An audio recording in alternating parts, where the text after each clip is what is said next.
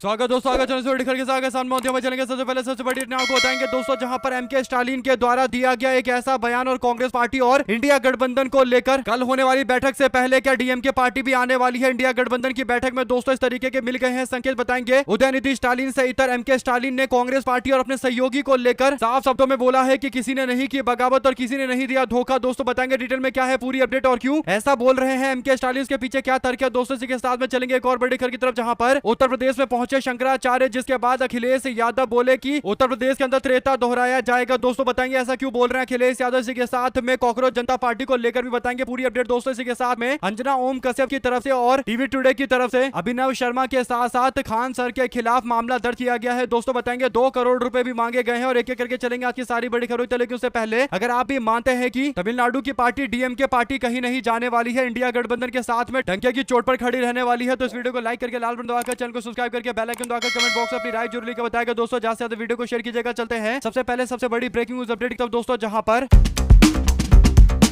तमिलनाडु में जब कांग्रेस पार्टी ने डीएमके गठबंधन को छोड़कर थालापति विजय का समर्थन किया, दोस्तों तब से डीएमके के समर्थक बोल रहे हैं कि कांग्रेस पार्टी ने उनके गठबंधन के साथ में धोखा किया है, जबकि डीएमके पार्टी के साथ रहकर कांग्रेस पार्टी को तमिलनाडु के अंदर कोई फायदा नहीं मिला। दोस्तों इसके बावजूद लगातार कांग्रेस पार्टी डीएमके के साथ मजबूती के साथ खड़ी रही और अब डीएमके पार्टी से इतर कांग्रेस पार्टी ने टीवी के पार्टी का दामन थाम लिया। तो उदयनिधि स्टालिन कहने लगे कि कांग्रेस पार्टी ने उनको धोखा दिया और इसीलिए इंडिया गठबंधन की 8 तारीख यानी कल होने वाली इंडिया गठबंधन की दिल्ली के प्रेस क्लब की बैठक में शामिल नहीं होंगे। हालांकि दोस्तों अब एमके स्टालिन ने इस मामले को लेकर अपने सहयोगी दलों को पूरी तरीके से क्लीन चिट दे दिया है, कांग्रेस पार्टी को भी क्लीन चिट दे दिया है। दोस्तों डीएमके के नेता एमके स्टालिन ने कहा कि अंदर की बात यह है कि इंडिया गठबंधन जब चुनाव यानी तमिलनाडु के चुनाव के बाद नंबर 2 पार्टी बनकर उभरी या गठबंधन बनकर उभरा, तो फिर थालापति विजय के पास खुद का बहुमत नहीं था। और इसके बाद एमके स्टालिन कहते हैं कि मेरे पास इंडिया गठबंधन के सारे सहयोगी आते हैं और सब सहयोगी ने आकर बोला कि वो थालापति विजय का समर्थन करना चाहते हैं, अगर ऐसा नहीं करेंगे तो राज्य के अंदर बीजेपी वाले राष्ट्रपति शासन लगा देंगे और तमिलनाडु को पूरी तरीके से राष्ट्रपति शासन लगाकर अपने कंट्रोल में कर लेंगे। एमके स्टालिन ने कहा कि मैंने ये बात सुनी और मैंने कहा कि ठीक है, आप लोगों को जो फैसला लेना है वो लीजिए, आप लोगों को जो उचित लगता है वो करिए, मैं आपके साथ में हूं। इसके बाद एमके स्टालिन ने कहा कि मैंने किसी को रोका नहीं और जब मुझे इस योजना के बारे में बताया गया तो मैंने ये भी कहा कि आपको जाना चाहिए और यह आपकी पसंद है, आपका लोकतांत्रिक अधिकार है, मैं आपको रोक नहीं सकता। मैंने उन्हें केवल राज्य के अंदर राष्ट्रपति शासन लागू करने से रोकने के इरादे से जानने के लिए बोला, जिससे तमिलनाडु में बीजेपी का शासन का मार्ग प्रशस्त ना हो। ऐसे में दोस्तों एमके स्टालिन ने डंके की चोट पर बोला है कि उन्होंने किसी विपक्षी पार्टी को या फिर अपने सहयोगी को नहीं रोका, बल्कि उन्होंने इस बात का समर्थन नहीं किया कि राष्ट्रपति का शासन तो लागू नहीं होना चाहिए, राज्य के अंदर एक सरकार बननी चाहिए। ऐसे में दोस्तों कांग्रेस पार्टी डीएमके की सहयोगी थी और डीएमके से पूछकर वो गए थे टीवीके के साथ में और इस बात को लेकर एमके स्टालिन को ये बात अपने बेटे उदयनिधि स्टालिन को भी बतानी चाहिए, जो कांग्रेस पार्टी की आलोचना कर रहे हैं। दोस्तों ऐसे में एमके स्टालिन के इस बयान के बाद उम्मीद जताई जा रही है कि उनसे ममता बनर्जी बात करेंगी तो जरूर डीएमके अपने प्रतिनिधि को इंडिया गठबंधन की बैठक में 8 तारीख को यानी कल भेजेगा। दोस्तों अगर आप भी मानते हैं कि डीएमके को भी इंडिया गठबंधन की बैठक में कल कॉन्स्टिट्यूशन क्लब ऑफ इंडिया में मौजूद रहना चाहिए, तो अपनी राय जरूर लिख के बताएगा और ज्यादा से ज्यादा वीडियो को शेयर कीजिएगा। चलते हैं एक और बिग न्यूज अपडेट की तरफ दोस्तों, जहां पर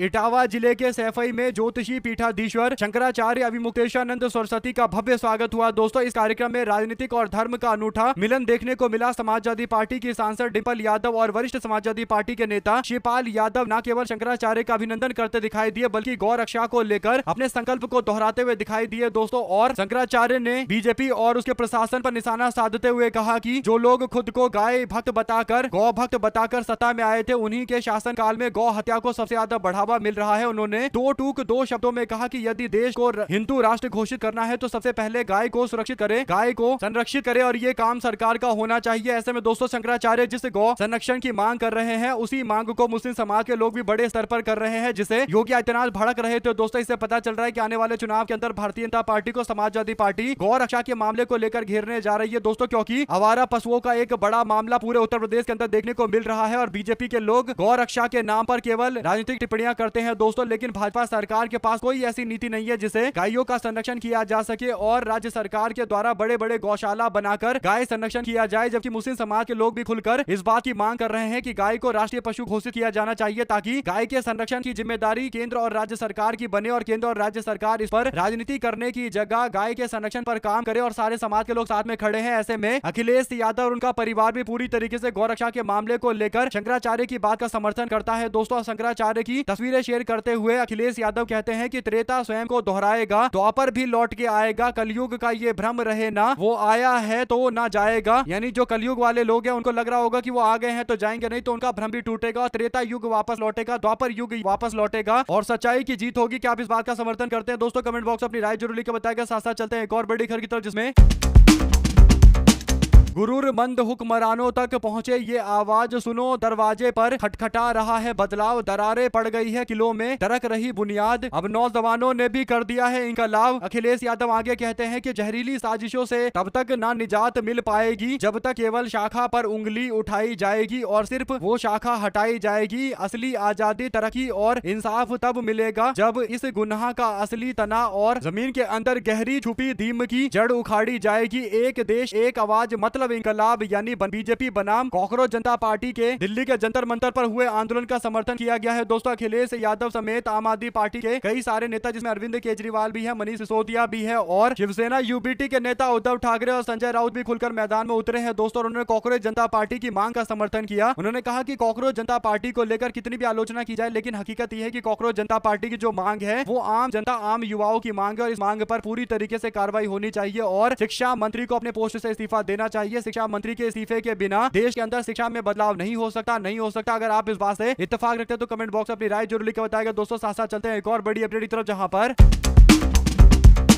अंजना ओम कश्यप और खान सर के बीच में जारी विवाद के बीच एक बड़ी अपडेट सामने आई है। दोस्तों अंजना ओम कश्यप जो एंकर है इंडिया टुडे की, उनके द्वारा एक मामला दर्ज किया गया है। दोस्तों टीवी टुडे नेटवर्क और अंजना ओम कश्यप ने एक मानहानि का मुकदमा दायर किया है दिल्ली हाईकोर्ट में। दोस्तों और खान सर के साथ साथ अभिनय शर्मा का नाम जोड़ा गया है। इसी के साथ में दोस्तों जो मुकदमा दायर किया गया है उसमें मांग की गई है कि अंजना ओम कश्यप को लेकर जो भी विवादित वीडियो बनाए गए हैं और जो कमेंट बॉक्स में उल्टी सीधी बातें बोली गई है उस वीडियो को डिलीट किया जाए, हटाया जाए, चाहे यूट्यूब हो, मेटा हो या फिर एक्स हो, हर जगह से हटाया जाए, यानी तीनों बड़े सोशल मीडिया से हटा दिया जाए। इसके साथ में 2 करोड़ रुपए का और डैमेज का भुगतान मांगा गया है। दोस्तों यानी नुकसान का भुगतान मांगा गया है। मान हानि हुई है तो 2 करोड़ देने पड़ेंगे। और अब इस मामले को लेकर देखते हैं खान सर और अभिनय सर के द्वारा और उनके समर्थकों के द्वारा क्या प्रतिक्रिया सामने आएगी। दोस्तों अगर आप भी मानते हैं कि अंजना ओम कश्यप या फिर किसी भी न्यूज एंकर को इस तरीके की कार्रवाई से पहले एक बात ध्यान रखनी चाहिए कि वो भी मीडिया ग्रुप का हिस्सा है और उस मीडिया ग्रुप का हिस्सा है जो मुस्लिम समाज को लेकर दोस्तों कैसी कैसी बातें करता है, आप लोगों को देखा याद ही होगा। और एक तरीके से मुस्लिम समाज के प्रति जिस तरीके से घृणा फैलाई जाती है कई न्यूज चैनलों पर, तो क्या ऐसे में मुस्लिम समाज के लोगों को भी बड़े स्तर पर मानहानि का मुकदमा सारे न्यूज चैनलों पर करना चाहिए? ये एक बड़ा सवाल है। ऐसे में आप लोग क्या कुछ कहना चाहते हैं? ये जो मामला दर्ज किया गया है दोस्तों, ये जो कंप्लेन फाइल की गई है, डिफेमेशन का मामला यानी मानहानि का मामला किया गया है। साथ ही साथ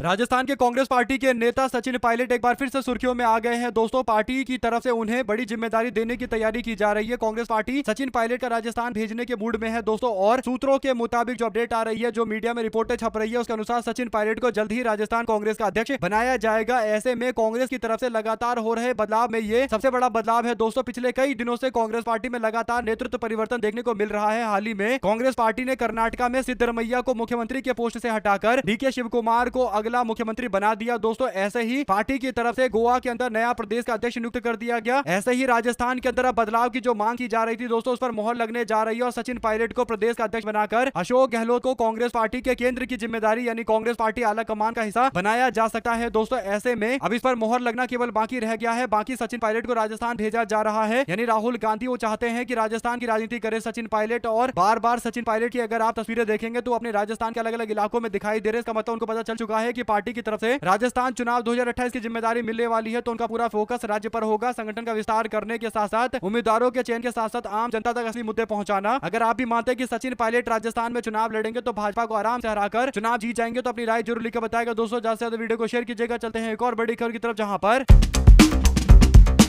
बहरामपुर सीट के लिए ममता बनर्जी ने यूसुफ पठान से मांगा इस्तीफा। दोस्तों पूर्व क्रिकेटर ने ठुकरा दिया प्रस्ताव। जो बड़ी अपडेट मीडिया में दी जा रही है उसके हिसाब से पश्चिम बंगाल के अंदर चुनावी हार और पार्टी के अंदर जारी बगावत की अटकलों के बीच में ममता बनर्जी चाहती थी कि वो लोकसभा पहुंचे, यानी बहरामपुर सीट से चुनावी मैदान में उतरे। ऐसे में पूर्व क्रिकेटर यूसुफ पठान जो सांसद है दोस्तों और मुर्शिदाबाद से चुनाव जीते हुए हैं, बहरामपुर से चुनाव जीते हुए हैं, उनको हटाकर ममता बनर्जी उनसे इस्तीफा दिलवाकर यहां से चुनाव लड़ना चाहती थी। लेकिन अब जो अपडेट आ रही है वो ये कि यूसुफ पठान ने अपना इस्तीफा देने से मना कर दिया है। इस बात को लेकर नाराजगी और ज्यादा बढ़ गई है दोस्तों। और ऐसे में अगर आप भी मानते हैं कि ममता बनर्जी को लेकर ये जो रिपोर्टें छप रही है खासकर मीडिया के अंदर दोस्तों, जिनको एक तरीके से गोदी मीडिया भी कहा जा सकता है, इनमें से ज्यादातर लोग तो एक तरीके से भ्रम फैलाने की कोशिश कर रहे हैं ताकि ममता बनर्जी की पार्टी में अगर फूट नहीं भी पड़ी तो फूट और ज्यादा पड़ जाए और जैसे तैसे ममता बनर्जी पार्टी कमजोर हो जाए। लेकिन तृणमूल कांग्रेस पर ममता बनर्जी का कंट्रोल तो पूरी तरीके से है, इसमें कहीं कोई दो राय नहीं है। तो आप लोग अपनी राय जरूर लिखकर बताएंगे दोस्तों। अगर आप भी मानते हैं कि बदलाव तो तृणमूल कांग्रेस पश्चिम बंगाल के अंदर लेकर आएगी, बस समय का इंतजार है, यानी अगला चुनाव तृणमूल कांग्रेस के लिए करो और मरो वाली स्थिति होने वाली है। और ममता बनर्जी ने करो और मरो की बातें बोली भी है। साथ साथ दोस्तों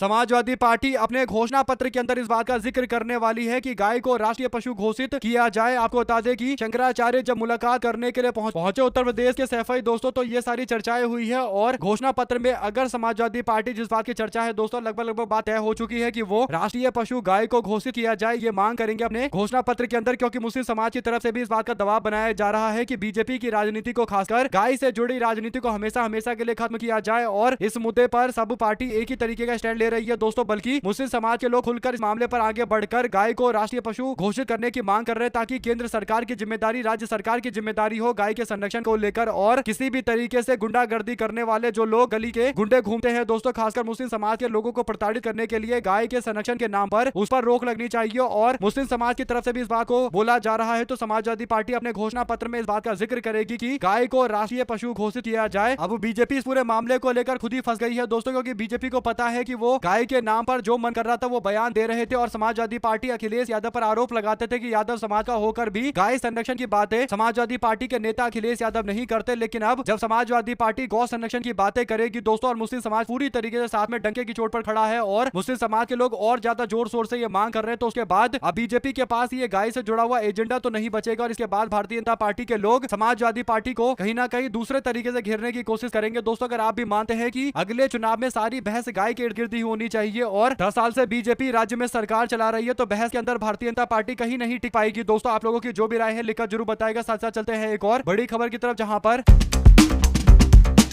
जंतर मंतर पहुंचे दोस्तों सोनम वांगचुक, जहां पर उन्होंने युवा लोगों से, खासकर कांग्रेस जनता पार्टी से जुड़े लोगों से एक बड़ी अपील की और एक बड़ा मैसेज भी दिया दोस्तों। उन्होंने मीडिया से बात करते हुए कहा, मैं संदेश देते हुए कहना चाहता हूं कि युवा इस प्रदर्शन में हिस्सा ले, एकजुट हो जाए और एक ताकत बने, शांति ताकत बने। उन्होंने युवाओं से कहा कि ऐसी ताकत बने जो दिखने में शांत हो लेकिन हो बड़ी मजबूत। मंच से सोनम वांगचुक ने युवाओं और अभिजीत दिप्के का धन्यवाद किया। साथ ही उन्होंने सरकार को भी धन्यवाद किया और कहा कि लोकतंत्र को पनपने दे सरकार की जिम्मेदारी है कि लोकतंत्र के किसी भी आयाम पर वो हमला ना करे। भाजपा सरकार से जब भी सवाल पूछा जाता है दोस्तों तो उसको जेल में डालने की कोशिश की जाती है, छापेमारी और इस तरीके की हरकतें भाजपा सरकार के लोग करते हैं। लेकिन अच्छी बात यह है कि कांग्रेस जनता पार्टी जब बीते दिन प्रदर्शन करने के लिए गई तो ऐसी कोई हरकत नहीं की गई दोस्तों, ये वरना आंदोलन और ज्यादा बड़ा हो जाता। अगर आप भी मानते हैं कि साफ तौर पर अब इस मामले को लेकर कांग्रेस जनता पार्टी को आगे आने वाले दिनों को लेकर एक नई रणनीति बनाकर मैदान में उतरना चाहिए। और कुछ रिपोर्टों में दावा किया जा रहा है कि हर शनिवार इस तरीके के प्रदर्शन का आयोजन किया जा सकता है और तैयारी इस बात को लेकर चल रही है दोस्तों, क्योंकि शनिवार को ज्यादातर लोगों की जो छुट्टी होती है, खासकर आईटी सेक्टर वालों को, तो उनको एकजुट करके एक बड़ा आंदोलन किया जा सकता है। हर शनिवार इस बात की चर्चा चल रही है। अब देखते हैं आगे आने वाले दिनों के अंदर किस तरीके की रणनीति पर विचार किया जाता है और क्या कदम उठाए जाते हैं दोस्तों। साथ साथ चलते हैं एक और बड़ी खबर की तरफ, जहां पर पंजाब के पूर्व मुख्यमंत्री कैप्टन अमरिंदर सिंह की कांग्रेस पार्टी में वापसी की अटकलों पर सियासत गर्म हो गई है दोस्तों। कैप्टन ने कुछ दिन पहले भारतीय जनता पार्टी के नेतृत्व पर सवाल उठाते हुए राहुल गांधी की प्रशंसा की थी दोस्तों, जिसके बाद उनकी घर वापसी की खबरें तेज हो गई थी। ऐसे में राहुल गांधी अकेले नेता है जो जानते हैं कि कब कैप्टन अमरिंदर सिंह की कांग्रेस पार्टी में वापसी होगी दोस्तों। इस बात का जिक्र पंजाब के कांग्रेस पार्टी के अध्यक्ष राजा वड़िंग कर रहे हैं। उन्होंने कहा कि राहुल गांधी जी जानते हैं कि कब कैप्टन अमरिंदर सिंह हमारी पार्टी में शामिल होंगे। ऐसे में दोस्तों अगर आप भी मानते हैं कि पंजाब के अंदर तो कैप्टन अमरिंदर सिंह पार्टी में शामिल हो ही जाएंगे, समय की बात है और चर्चा तो चली रही है, इसमें कोई दो राय नहीं है। ऐसे में आप लोग क्या कुछ कहना चाहते हैं? और ये जो दो नेताओं का बयान, एक तो हरियाणा के पूर्व मुख्यमंत्री भूपेंद्र हुड्डा का बयान आया और दूसरा पंजाब के कांग्रेस पार्टी के अध्यक्ष राजा वड़िंग का बयान आया, तो इससे लग रहा है कि कहीं ना कहीं राहुल गांधी अपने स्तर पर उनको साथ में लाने का प्रयास कर रहे हैं दोस्तों। आप लोग इस पर क्या राय देना चाहते हैं लिखकर जरूर बताएगा। साथ साथ चलते हैं एक और बड़ी खबर की तरफ, जिसमें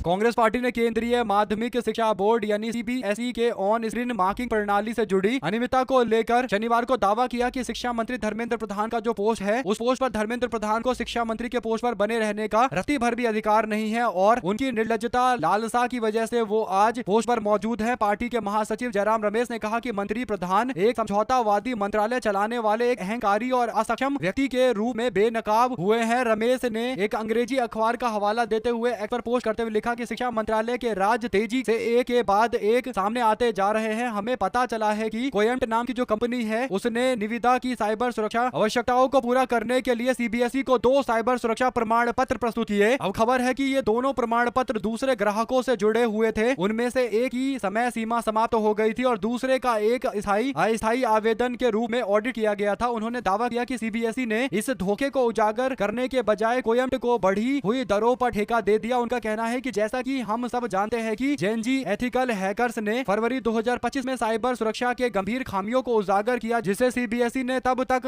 नकारा जब तक वह ऐसा करने में असमर्थ नहीं हो गया। यानी पूरी तरीके से सीबीएसई वाले हर मामले पर खंडन करते रहते हैं कि नहीं ऐसा नहीं हो सकता, वैसा नहीं हो सकता, जबकि लोग सुरक्षा के नाम पर जो वेबसाइट को बनाकर आम जनता को धोखा में रखा गया है दोस्तों उसको एक्सपोज कर रहे हैं और सुरक्षा में सेंधमारी करके बता रहे हैं कि जब हम लोग इसमें सेंधमारी कर सकते हैं तो फिर तो अगर कोई व्यक्ति जो देश के युवाओं का, देश के बच्चों के आंकड़े को जुटाने के लिए, उनके डेटा को जुटाने के लिए बैठा हुआ होगा तो वो तो आराम से ये कर पाएगा। आप लोग की क्या राय है दोस्तों, लिखकर जरूर बताएगा। साथ साथ चलते हैं एक और बड़ी खबर की तरफ, जहां पर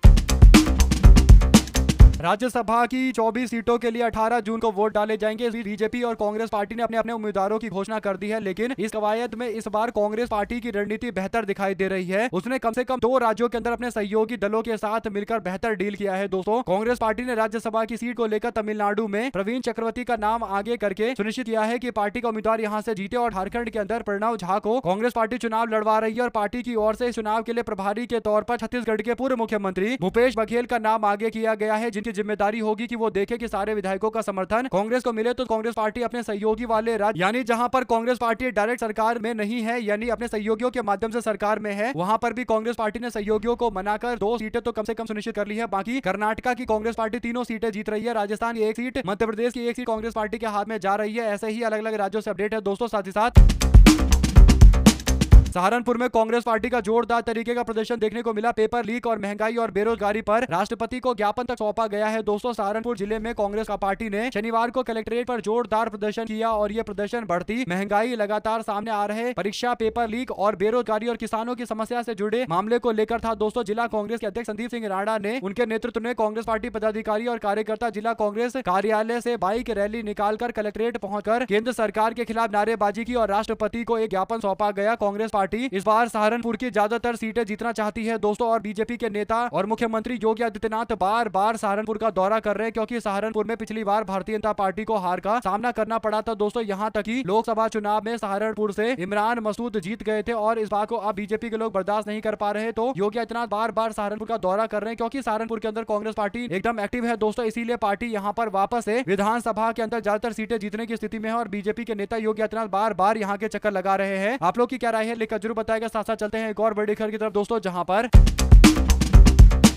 जनजी आंदोलन के नाम पर कांग्रेस जनता पार्टी के द्वारा जंतर मंतर पर किए गए प्रदर्शन पर कांग्रेस पार्टी की नेत्री सुप्रिया श्रीनेट की ओर से बड़ी जानकारी दी गई है दोस्तों। सुप्रिया श्रीनेट ने कहा कि कांग्रेस पार्टी जनरेशन जी यानी जेनजी के साथ मजबूती के साथ खड़ी है। कांग्रेस पार्टी जेनजी के हितों की रक्षा करने में सबसे ज्यादा अग्रणी भूमिका निभा रही है। उनकी आवाज बुलंद करना हो, उनकी चिंताओं को दूर करना हो या उनके भविष्य की रक्षा के लिए अथक प्रयास करना हो, कांग्रेस पार्टी का लक्ष्य हमेशा से स्पष्ट रहा है कि युवा और खासकर जो नई जनरेशन है उनके साथ कांग्रेस पार्टी खड़ी रहती है। और पिछले 1 महीने में ही एनएसयूआई, भारतीय युवा कांग्रेस और कई सारे कांग्रेस पार्टी के फ्रंटल संगठन नीट परीक्षा पेपर लीक के कांड और सीबीएसई की आकलन में गड़बड़ी के मामले को लेकर मैदान में उतर रही है। यानी कांग्रेस पार्टी ने 12 मई को एनएसयूआई ने दिल्ली के अंदर नई दिल्ली में पेपर लीक के मामले पर शास्त्री भवन के बाहर प्रदर्शन किया। 13 मई को कांग्रेस पार्टी एनएसयूआई ने नई दिल्ली के अंदर एनटीए यूजी परीक्षा के संचालन में हुई खामियों को लेकर पारदर्शी जांच और परीक्षा प्रणाली में सुधार की मांग को लेकर प्रदर्शन किया। 16 तारीख को एनएसयूआई के लोग एनटीए पर हल्ला बोलते हुए नजर आए, यानी एनटीए के दफ्तर के बाहर नजर आए। 17 मई को एनएसयूआई कांग्रेस पार्टी के युवा मोर्चा ने सभी राज्य इकाइयों से नीट और सीबीएसई गड़बड़ी को लेकर रैली निकाला और अभियान आयोजित किया गया, यानी कई जगह रैली रोड शो किए गए। साथ साथ 31 मई को एनएसयूआई ने भोपाल में नीट पेपर लीक के खिलाफ व्यापक विरोध प्रदर्शन किया, जिसमें शिक्षा मंत्री धर्मेंद्र प्रधान की जवाबदेही और इस्तीफे की मांग की गई। 1 जून को कांग्रेस पार्टी एनएसयूआई ने भुवनेश्वर में नीट पेपर लीक के मामले को लेकर धर्मेंद्र प्रधान से इस्तीफा मांगा। 2 जून को कांग्रेस पार्टी के लोग एनएसयूआई और इंडियन यूथ कांग्रेस की तरफ से कोयम्ट नाम के कंपनी को ठेका दिए जाने और घोटाले से जुड़े मामले पर शिक्षा मंत्री से इस्तीफे की मांग की और आंदोलन किया। फिर 3 तारीख को कांग्रेस पार्टी के लोग मैदान में कूदे। लीडर ओपोजिशन यानी नेता विपक्ष राहुल गांधी ने जोर शोर से आवाज उठाई और पार्लियामेंट से लेकर बाहर भी आवाज उठा रहे हैं। दिग्विजय सिंह ने इस मामले को लेकर अपने संसदीय समिति यानी जिसका वो अध्यक्षता करते हैं उस संसदीय समिति के अंदर केंद्र सरकार के शिक्षा मंत्रालय के लोगों को बुलाकर उनसे जवाब तलब किया दोस्तों। और सार्थक नाम के एक बच्चे से प्रेजेंटेशन देने के लिए बोला गया। उसने सारी बातें बताई कि कहां पर गड़बड़ियां चल रही है। धर्मेंद्र प्रधान से कांग्रेस पार्टी सवाल पूछ रही है और ओएसएम के मामले को लेकर भी पार्टी की ओर से विरोध किया जा रहा है। तो ऐसे में दोस्तों कांग्रेस पार्टी ने डिटेल में बताया है। कांग्रेस पार्टी की नेत्री सुप्रिया श्रीनेट ने बताया है कि आखिर वो किस तरीके से आगे बढ़ रहे हैं और कॉकरोच जनता पार्टी के आंदोलन के बीच पार्टी ने स्पष्ट किया है। साथ